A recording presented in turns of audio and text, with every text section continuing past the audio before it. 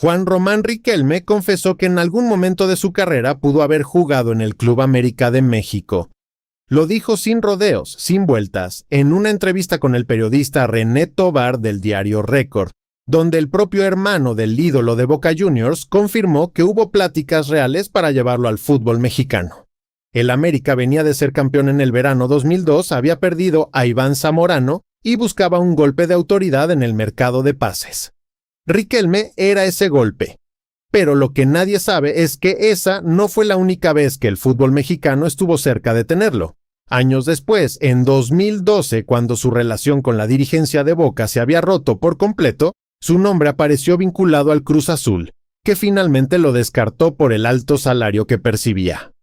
2 oportunidades, 2 rechazos, y una pregunta que sigue abierta hasta hoy.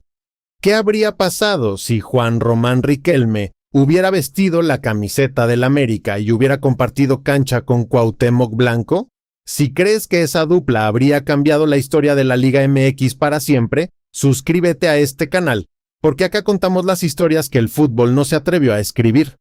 Para entender por qué Riquelme rechazó al América, primero hay que entender de dónde viene. Juan Román Riquelme nació el 24 de junio de 1978 en San Fernando, provincia de Buenos Aires, pero se crió en un lugar muy distinto a lo que su nombre sugiere hoy.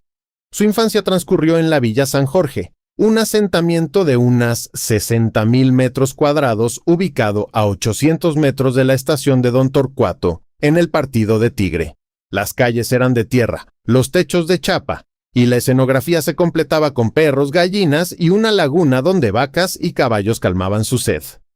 En ese contexto creció Román, el mayor de 11 hermanos, hijo de Ernesto, a quien todos conocían como Cacho o Piturro, y de María Ana. La casa familiar tenía 3 ambientes y era, paradójicamente, la más equipada del barrio. Teléfono, electricidad, agua corriente y algunos electrodomésticos que contrastaban con la precariedad del entorno. En las paredes, su padre había colgado fotos del pequeño Román junto a Maradona y junto a Francescoli, como si desde temprano alguien en esa familia supiera que el destino del chico estaba escrito. La relación de Riquelme con la pelota fue casi biológica. Desde que volvía del colegio al mediodía, no paraba de jugar hasta las 8 o 9 de la noche. Su madre lo había anotado en catequesis, pero él se escapaba por la puerta de atrás y corría de vuelta al potrero. Nunca tomó la comunión. Cuando terminó la primaria, su padre le preguntó qué quería hacer con su vida, y la respuesta fue inmediata: jugar al fútbol. No hubo dudas, no hubo plan alternativo. Don Torcuato era su universo, y en ese universo la pelota era el único idioma que importaba.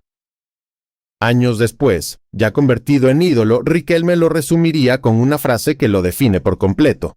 Del lado de capital era Riquelme, pero cuando cruzaba la General Paz hacia provincia, volvía a ser Román. Esa dualidad entre el personaje público y el pibe de barrio lo acompañó toda su vida. Su familia, sus amigos de la infancia, los picados en el complejo Maristú cerca de su casa, todo eso permaneció intacto mientras su carrera lo llevaba a los escenarios más grandes del fútbol mundial. Román conservó a los suyos como una reliquia y les puso cerrojo a los oportunistas. Su camino hacia el profesionalismo comenzó en la Carpita, un equipo del barrio San Jorge, donde un hombre llamado Jorge Rodríguez lo orientó en sus primeros pasos y lo llevó al club de Baby Fútbol Parque. Desde ahí, casi de inmediato, llegó a las juveniles de Argentinos Juniors, el mismo semillero que había formado a Diego Maradona, Fernando Redondo y Claudio Borghi. En la paternal, Riquelme no la tuvo fácil al principio. En 1993, su padre llegó a dudar de su continuidad en el club y quiso cambiarlo, hasta que Carlos Balcaza, técnico de la categoría 1980 y formador de varias leyendas del club, tomó una decisión que cambiaría todo. Lo movió de la posición de enganche a mediocentro defensivo. Ese ajuste táctico, combinado con un estirón físico que lo estilizó, desbloqueó su potencial.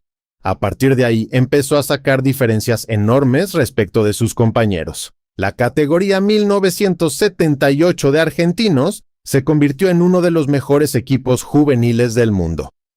Participaron en giras internacionales por Brasil e Italia y en 1995, en el torneo juvenil de Gradisca, le ganaron la final a la Roma con Riquelme como figura indiscutible. Al año siguiente repitieron el título. Su nombre empezó a instalarse en los radares más importantes del fútbol argentino. Boca Juniors no tardó en aparecer. El club de la Ribera pagó $800,000 por un chico que todavía estaba en edad de quinta división. Carlos Vilardo, técnico del primer equipo, lo observó durante semanas en los entrenamientos antes de darle la oportunidad. El 24 de noviembre de 1996, Boca le ganó 6-0 a Huracán, y el último gol lo convirtió un pibe de 18 años, Juan Román Riquelme. Fue su primer gol en primera división y una señal clara de lo que venía. En 1997, Riquelme ya era mimado por la hinchada y fue convocado a la selección juvenil que, bajo la dirección de José Pekerman, ganó el Mundial Sub-20 en Malasia. Román marcó 4 goles en el torneo contra Hungría, Canadá, Chile e Inglaterra y volvió a la Argentina con una cotización que se disparó. El Parma de Italia ofreció $14 millones por su pase en 1998, lo que habría sido la venta más cara de un jugador argentino al fútbol europeo en ese momento. Boca aceptó inicialmente, pero el pase se cayó porque tanto Riquelme como su padre se negaron rotundamente a salir del país. Román tenía una hija pequeña, Florencia, y no quería el desarraigo prematuro. Esa decisión, que para muchos fue una locura, reveló algo esencial de su carácter. Para él, la familia siempre estuvo por encima de cualquier contrato. La llegada de Carlos Bianchi al banco de Boca en 1998 marcó el inicio de la era más gloriosa del club.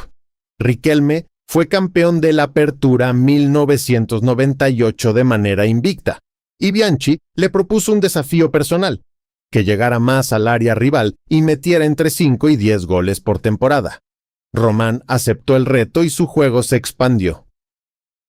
El Clausura 1999 fue un campeonato increíble suyo y para la mayoría de los especialistas ya era el mejor jugador argentino del momento. Pero el año 2000 fue consagratorio en todo sentido. Boca disputó la Copa Libertadores y Riquelme se convirtió en el motor del equipo.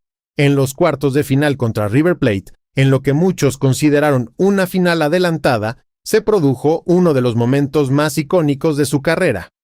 En la vuelta en la Bombonera, le dio una asistencia a Marcelo Delgado, anotó un gol de penal y en el medio le realizó un caño de espaldas a Mario Yepes que quedó inmortalizado como el caño del siglo. En la Copa Intercontinental contra el Bayern Múnich, Riquelme fue la figura absoluta.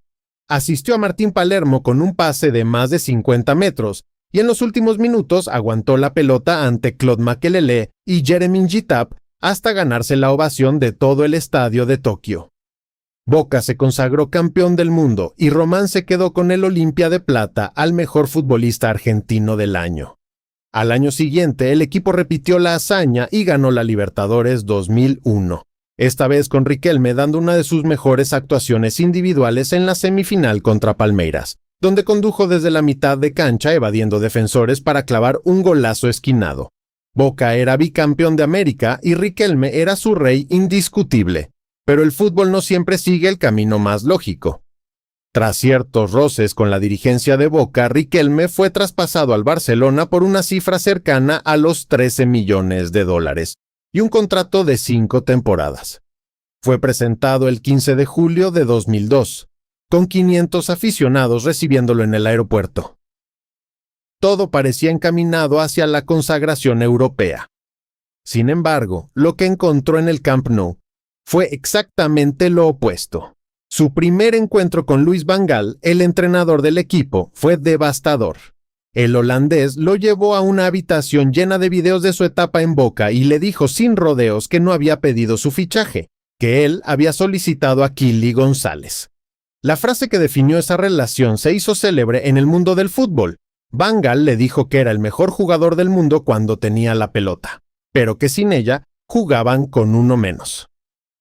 Relegado a la banda izquierda sin libertad de acción, Riquelme solo fue titular en la mitad de los partidos disputados bajo Van Gaal, anotando 4 goles y siendo excluido de las convocatorias hasta en 5 ocasiones.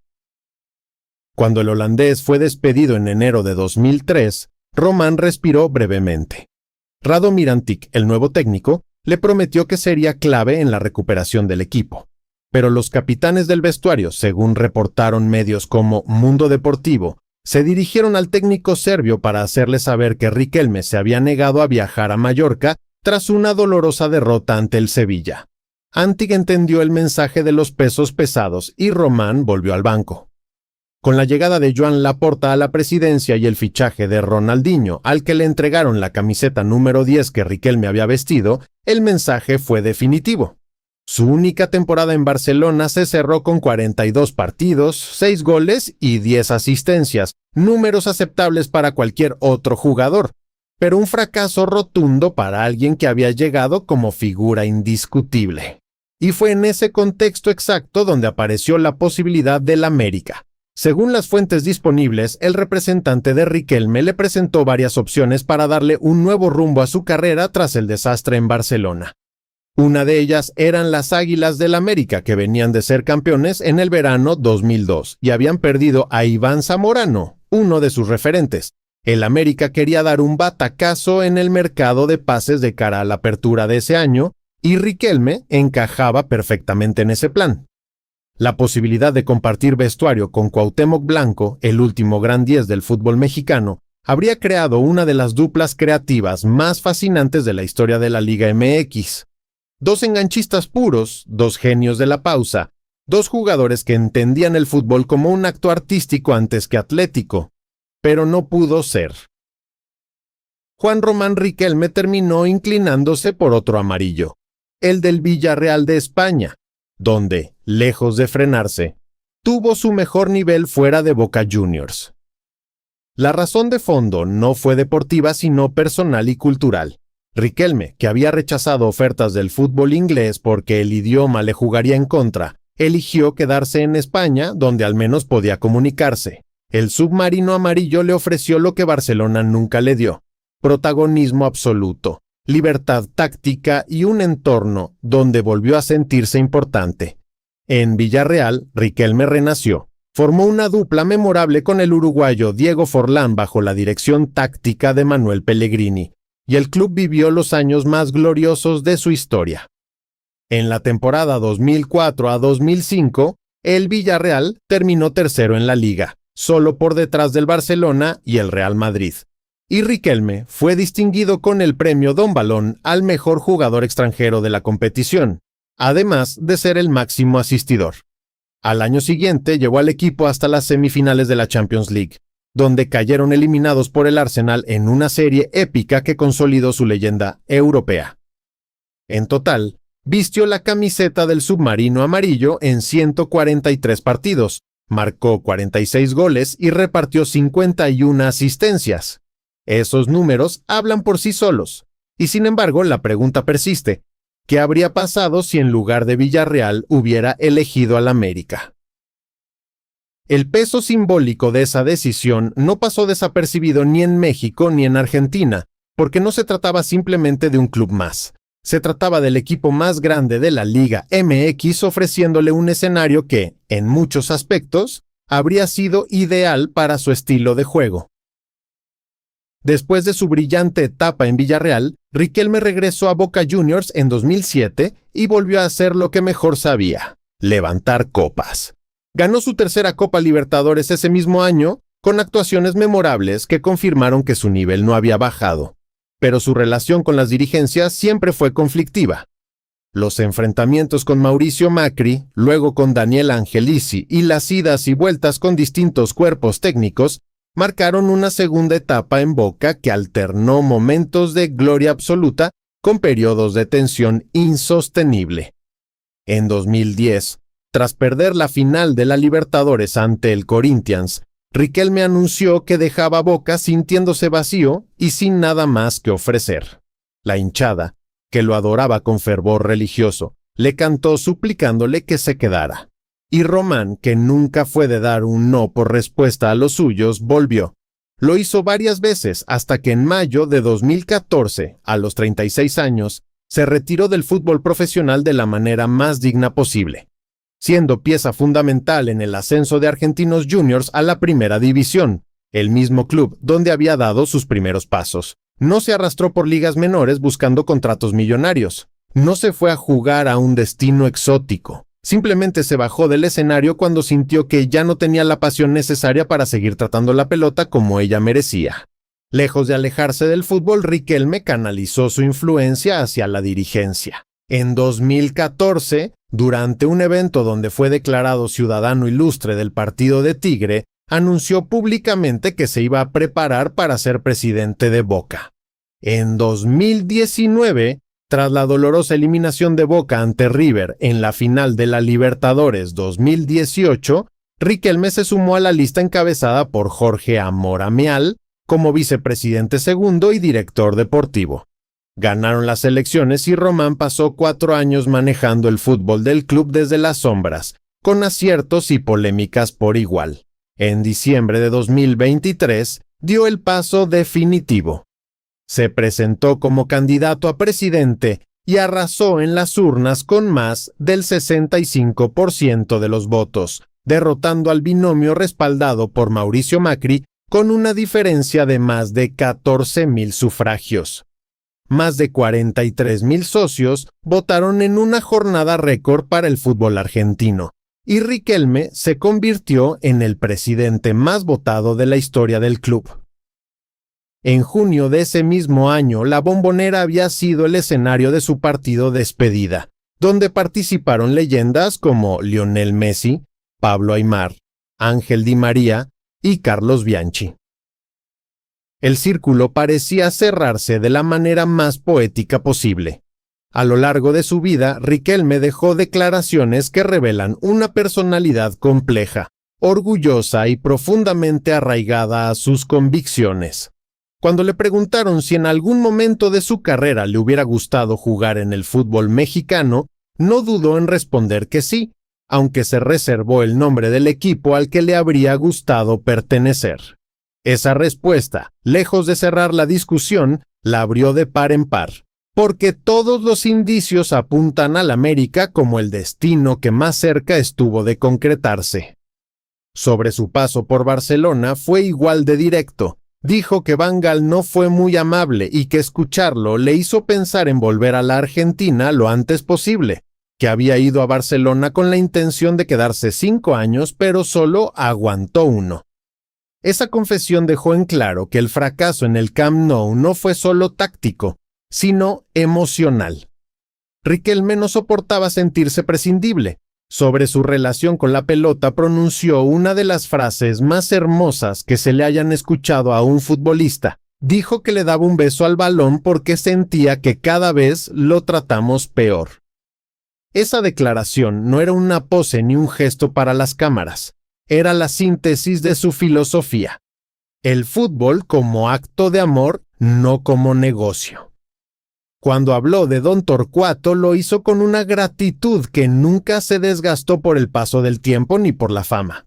Dijo que era muy agradecido al lugar donde nació, que seguía jugando con los mismos amigos que tuvo de chiquito y que seguía viviendo en el mismo barrio.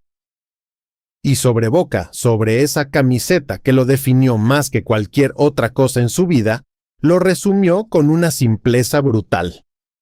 Dijo que cuando se ponía esa camiseta no sabía de dónde, pero sacaba fuerzas que sin ella no tenía. Esas palabras explican por qué rechazó al América, por qué rechazó al Parma, por qué rechazó todo lo que implicara alejarse demasiado de lo que él consideraba su verdadero hogar. La historia de Juan Román Riquelme y el Club América es una de esas historias que el fútbol escribe a medias, de las que dejan más preguntas que respuestas y más fantasías que certezas.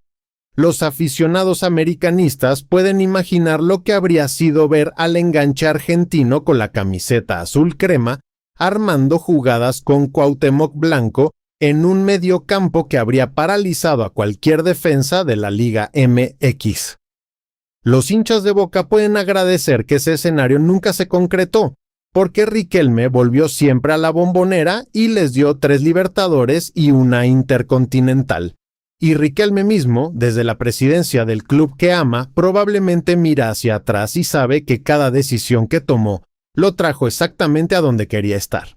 En las redes sociales, cada vez que se revive esta historia, Los comentarios se dividen entre quienes celebran que Román haya seguido su instinto y quienes lamentan que la Liga MX se haya perdido a uno de los jugadores más talentosos que ha dado Sudamérica. ¿Estamos ante un caso de lealtad admirable o ante una oportunidad perdida que habría cambiado 2 carreras para siempre? El tiempo ya tuvo la última palabra, pero el debate sigue más vivo que nunca. Si te interesa conocer otra historia de un crack sudamericano que pudo haber cambiado el rumbo de un grande de México, te la dejo por acá. No te la podés perder.